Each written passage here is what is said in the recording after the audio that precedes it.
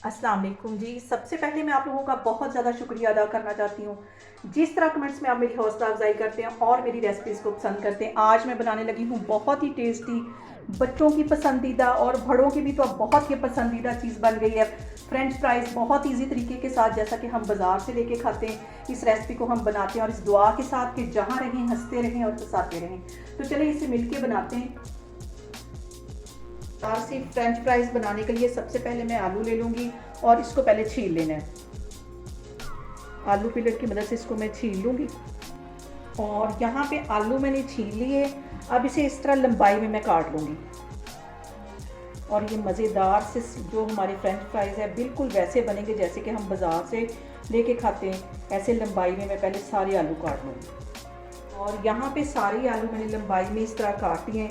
अब इसको मैं इस तरह बारीक बारीक काटूँगी। एक ही साइज़ में कोशिश करें कि इसको काटें जैसे कि हम बाज़ार से लेके आते हैं। ये देखें, इस तरह रखेंगे तो एक ही साइज़ में ये सारे कटेंगे। ये देखें, इस तरह ये मैं सारे आलू काट लेती हूँ तो फिर मैं आपको दिखाती हूँ।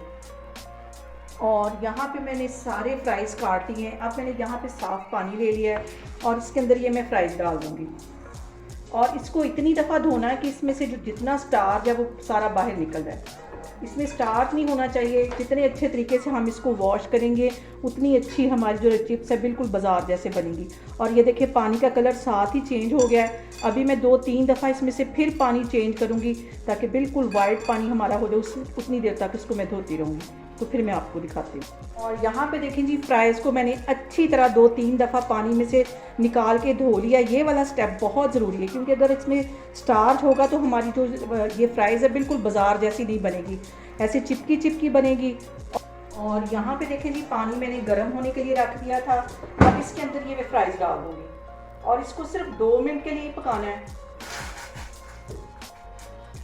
2 मिनट में इसका बॉयल आएगा तो चूल्हा मैं बंद कर दूंगी और ये वाला जो पानी है सारा ड्रेन कर दूंगी। और यहाँ पे जो सबसे अहम बात वो ये कि आपने मेरी रेसिपीज़ बनाते वक्त घबराना नहीं है। बिना स्किप किए हुए आप मेरी वीडियोस देखें और अगर अभी तक आपने मेरे चैनल को सब्सक्राइब नहीं किया तो प्लीज़ इसको सब्सक्राइब करें। तकरीबन 3 मिनट हो गए। चूल्हा यहाँ पे मैं बंद करती हूँ और इसका पानी ड्रेन कर यहाँ पे रख लिए मैंने एक छन्नी और इसका सारा पानी ड्रेन कर देंगे। और इस पॉइंट पे सारा पानी अच्छी तरह इसमें से ड्रेन कर लेना है। अब मैं आपको आगे दिखाती हूँ। और यहाँ पे देखें जी, मैंने यहाँ पे ले ली एक ट्रे और ट्रे के अंदर मैंने रख दिए टिश्यू पेपर और ये वाले जो फ्राइज़ मैंने अभी बॉयल करके इसका पानी ड्रेन किया था वो इसके ऊपर डाल दूँगी ताकि ज़रा भी इसमें जो है वो पानी ना रहे। और इसको ठंडा होने देना है। ठंडे होंगे तो हम इसको फ्राई करेंगे। अब इसको मैं ठंडा होने के लिए रखने लगी हूँ और इसके ऊपर फिर से टिश्यू पेपर दे दूँगी ताकि अच्छी तरह जो पानी है वो ड्राई हो जाए। और यहाँ पे देखें जी, फ्राइज़ हमारे ठंडे हो गए हैं और इसका जो पानी था वो सारा टिश्यू पेपर ने अब्जॉर्ब कर लिया है। अब यहाँ पे मैं ले लूँगी एक मिक्सिंग बाउल और ये जो सारे फ्राइज़ हैं इसके अंदर डाल दूँगी।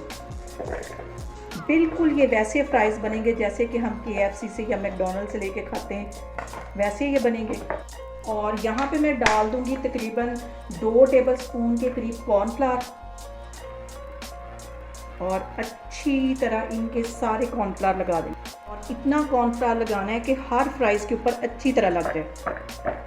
इसको रखती हूँ मैं एक साइड पे, फिर मैं आपको आगे दिखाती हूँ। और यहाँ पे ऑयल मैंने गर्म होने के लिए रख दिया और ऑयल जो है वो अच्छा खासा गर्म होना चाहिए। अभी ये गर्म नहीं हुआ, इतना गर्म होना चाहिए कि हमारे हाथों को इसकी जो हीट है वो फील हो। और यहाँ पे देखें जी, ऑयल अच्छी तरह गर्म हो गया है और अब ये फ्राइज़ इसके अंदर मैं डाल दूँगी और इसकी जितनी हीट हमने सेट की हुई है उसी हीट पे इसको फ्राई करना है। इसकी हीट को कम नहीं करना।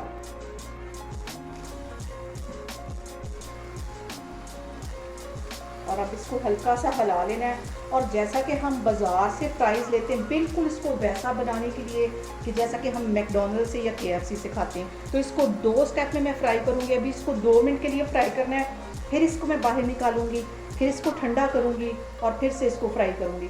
फिर बिल्कुल वैसे ही हमारे क्रंची फ्राइज़ बनेंगे जैसे कि हम बाज़ार से लेके खाते हैं। ये मज़ेदार से फ्राइज़ आप बच्चों को लंच बॉक्स में बना के दे सकते हैं। ये सारा दिन क्रंची रहेंगे अगर आप इस तरीके से बनाएंगे। और कोई भी मेहमान आए, आप इसे हाफ डन बना के रखा हो फ्रीज़र में और 2 मिनट में ये फ्राई हो जाएंगे, बहुत टेस्टी। और यहाँ पे देखें जी, फ्राइज़ को फ्राई करते हुए मुझे तकरीबन 2 मिनट हो गए। अब इसे मैं बाहर निकाल दूँगी। यहाँ पे मैंने एक ट्रे रख ली है और उसके अंदर मैंने टिश्यू पेपर रख लिए ताकि इसमें से अच्छी तरह ऑयल जो है वो टिश्यू पेपर में लग के तो सारा अब्जॉर्ब हो जाए। सारे मैं ये निकाल लूँगी इनको। और यहाँ पे देखें जी फ्राइज़ मैंने निकाल दिया। अब इसके ठंडा होने का मैं वेट कर रही हूँ। ये ठंडे होंगे तो फिर हम इसको फ्राई करते हैं।